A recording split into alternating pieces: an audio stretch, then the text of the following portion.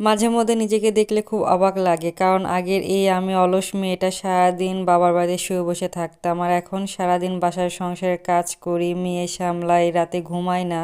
তো আসসালামু আলাইকুম এভরিওয়ান, আজকে সারাদিন কেমন গেল, কি কি করলাম সব থাকতেছে এই ভিডিওতে। আশা করি আজকের ভিডিওটা আপনাদের কাছে খুব ভালো লাগবে। আজকে আমার হাজবেন্ড বাসায় আসবেন, আর আমার মেয়ে সারাতে প্রায় জেগেছিল। সকাল 8টার দিকে ভাবলাম মেয়ের জন্য এখানে নতুন করে একটা রেসিপি তৈরি করি। আলু, ডিম এবং ময়দা দিয়ে এই রেসিপিটা আমি তৈরি করেছি। একদিন এই রেসিপিটা আপনাদেরকে দেখাবো। তো এরপর রান্নাঘরে চলে আসলাম।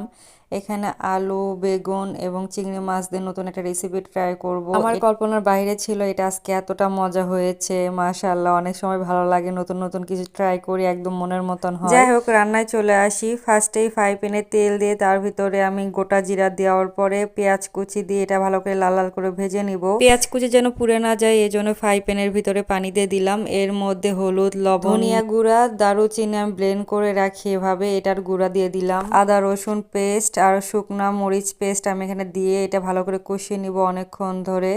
এরপরে উপরে যখন তেল ভেসে উঠবে, এর মধ্যে আমি চিংড়িগুলা দিয়ে দিব। এটা একদম ছোট চিংড়ি, আমার মা একদম কেটে ধুয়ে রেডি করে আমাকে পাঠায় দেয়। ছোট চিংড়ি মাছটা ভালো করে কষিয়ে নিব হালকা আছে 5-7 মিনিট ধরে। চিংড়ি মাছ ভালো করে কষানো হয়ে গেলে এর মধ্যে দিয়ে দিব বেগুন কুচি এবং আলু কুচি। এটা প্রায় 10-15 মিনিট ধরে আমি কষিয়ে নিব পানি ছাড়া। যখন লাল লাল হয়ে একটু নরম হয়ে আসবে, এর ভিতরে আমি পানি দিব 1 কাপের মতন।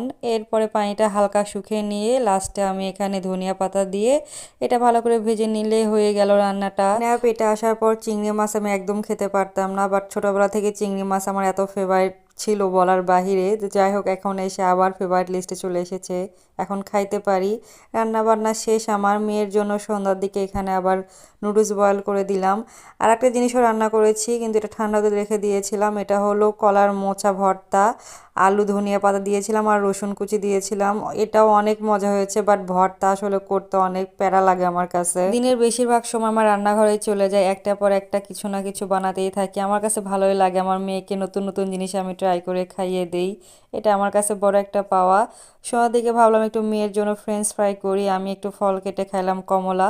এরপর রাত 8টার দিকে আমার মনে হলো আমি তেল পিঠা বানাবো, এখানে আবার তেল পিঠা করলাম। তেল পিঠা খাইছি মাত্র একটা, বানাইছি 15-20টার মতন। মাঝে মধ্যে নিজেকে দেখি আর ভাবি আমি এত বলদ কেন, মানে একদিন আমি সবকিছু করি আর পরের দিন নড়তে পারি না। যে মানুষটা বাবার বাড়িতে আমি কোনো কাজে করতাম না, মাঝে মধ্যে করতাম, কিন্তু একদিনে সব করতাম। আর এখানে প্রত্যেক দিন করি, ঘুম পারি না। আমার মেয়ে সারাদিন জ্বালায়, বাসা গোছানো, মেয়ের পিছনে সময় দেওয়া। আলহামদুলিল্লাহ, জীবন এভাবে চলতেছে। রাতের বেলা ইচ্ছা হচ্ছিল একটু ঝাল ঝাল কিছু খাই, তাই এখানে চানাচুর দিয়ে মুড়ি মাখলাম। আর লাস্টে আমার রান্নাঘরটা একদম ক্লিন করলাম। টাটা বাই বাই, আল্লাহ হাফেজ। অনেক ভালো একটা দিন গেল।